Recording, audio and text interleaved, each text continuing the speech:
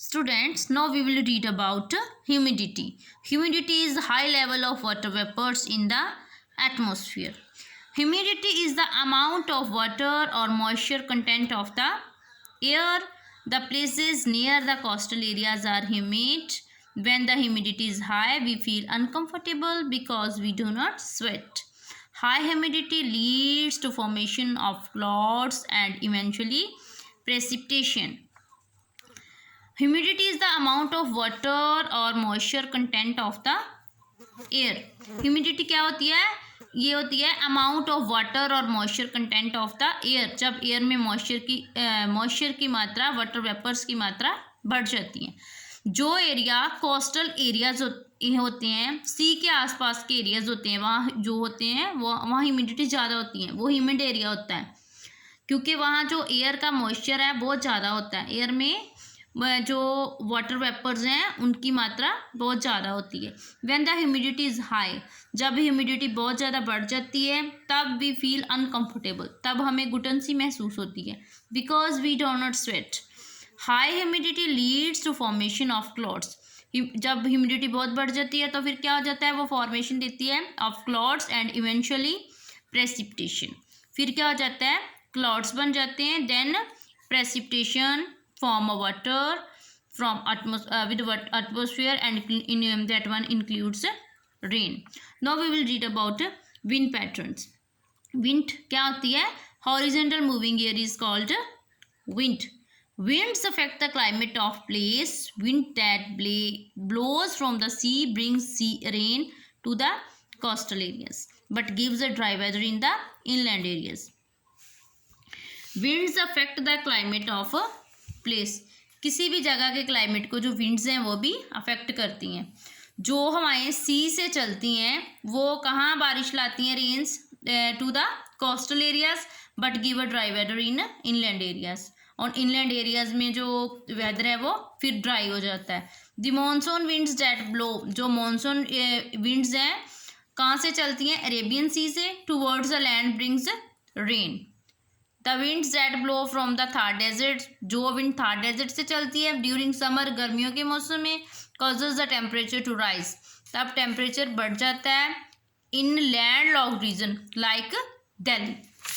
Next we will read about micro climate.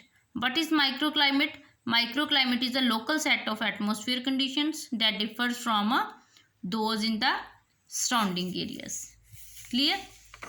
For example हम बात करेंगे दैट जब क्या होता है कि प्लेन एरियाज़ के बजाय जो सराउंडिंग एरियाज़ होते हैं वहाँ की जो बिल्डिंग्स बनी होती हैं वो सन की हीट्स को ज़्यादा देर के लिए होल्ड करके रख लेती हैं.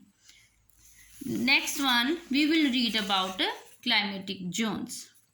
क्लाइमेटिक जोन्स क्या होती हैं? This is the picture of the earth.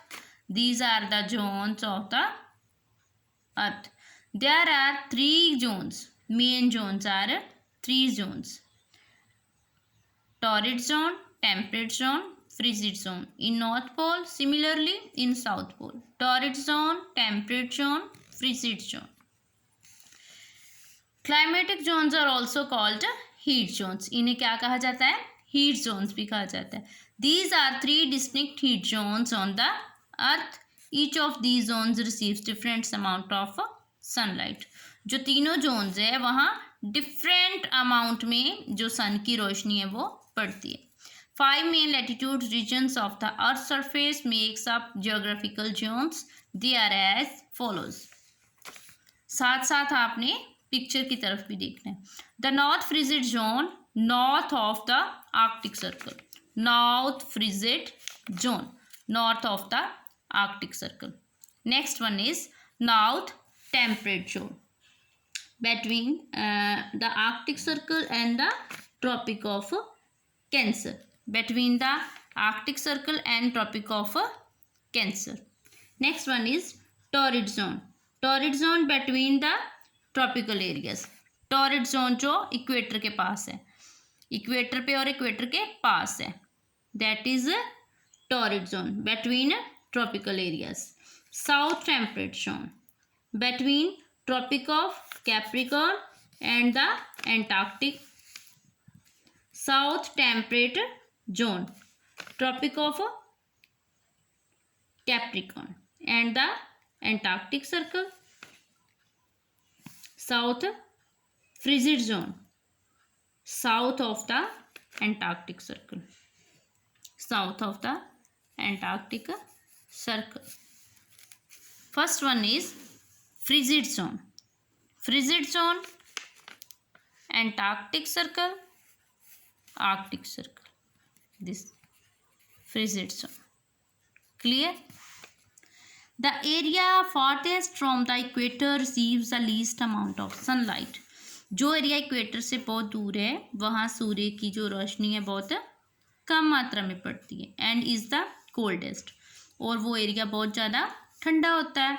The polar regions from the frigid zone form the frigid zone, sorry, जो पोलर रीजन है वो फ्रिजिड जोन में आते हैं, नॉर्थ पोल रीजन और south pole regions. They experience continuous day light for 6 months and complete darkness for the next 6 months. जैसे हमने previous lesson में पढ़ा था, 6 महीने लगातार एक जोन पर दिन और रात रहता है. रेगुलरली 6 months डे और 6 months night. The frigid zones are the coldest parts of the earth. जो फ्रिजिड जोन्स हैं नॉर्थ पोल और साउथ पोल पे, वो धरती के सबसे ज़्यादा ठंडे पार्ट्स हैं. And covered with ice and snow, और सारा साल जो एरियाज हैं जो आइस से, बर्फ़ से ढके रहते हैं. क्लियर?